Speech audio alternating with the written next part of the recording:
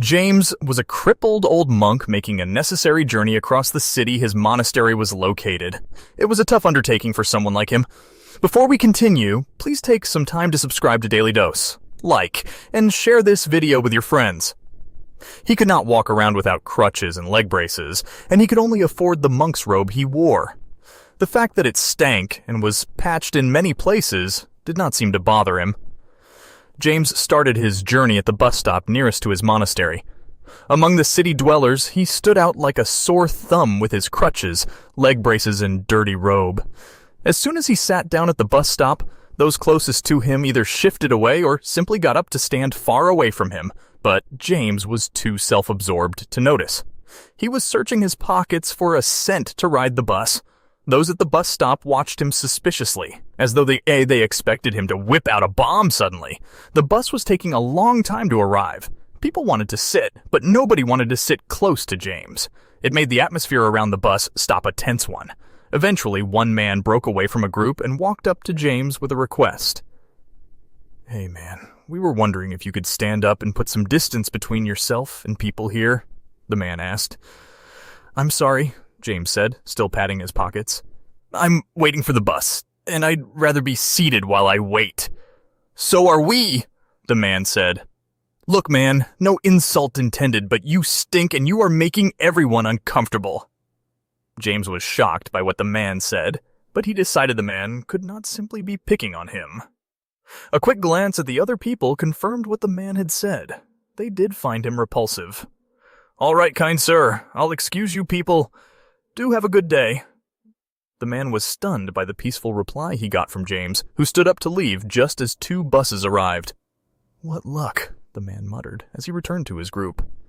The altercation at the bus stop had distracted James from his search. As people ambled towards the buses, he vigorously searched for the scent, but it was nowhere to be found. He couldn't miss the buses as they were most likely the last for the day, and his journey could not be delayed.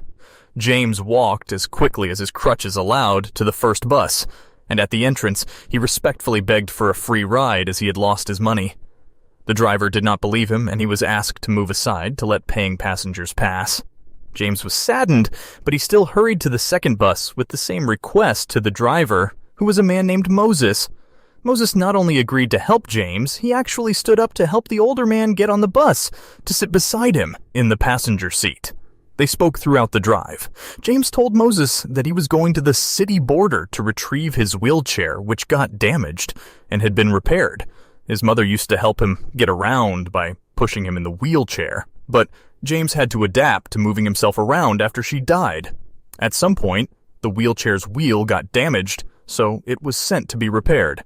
James also told Moses about how he had not always been disabled. "I did not want to pry," Moses said, "but if you feel up to telling me, I'll listen." After a short pause, James started. "This happened to me because I love my brother too much," he said. "What do you mean?" Moses asked.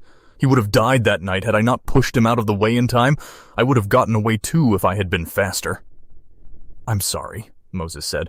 "Oh, it's in the past. I've taken up a peaceful way of life with monks while I recuperate. I'm hopeful for the future." Moses also shared some personal details about himself. He said he moved to America from Ukraine in search of greener pastures that would enable him to afford his mother's treatment. Having bonded with James, Moses decided to help him make the trip to get his wheelchair. He even took him back to his monastery even though he didn't have to. In gratitude, James gave Moses an antique watch which he inherited from his mother. The bus driver tried to refuse it, but the monk begged him to accept it. Moses started to wear the watch to work, and a week later, it caught the eye of a watch collector interested in antique watches. He was willing to pay millions for it, and Moses was nothing if not ready to sell. He became a millionaire within the hour and was able to treat his sick mother, but he never stopped driving buses, even after he established his own transport company.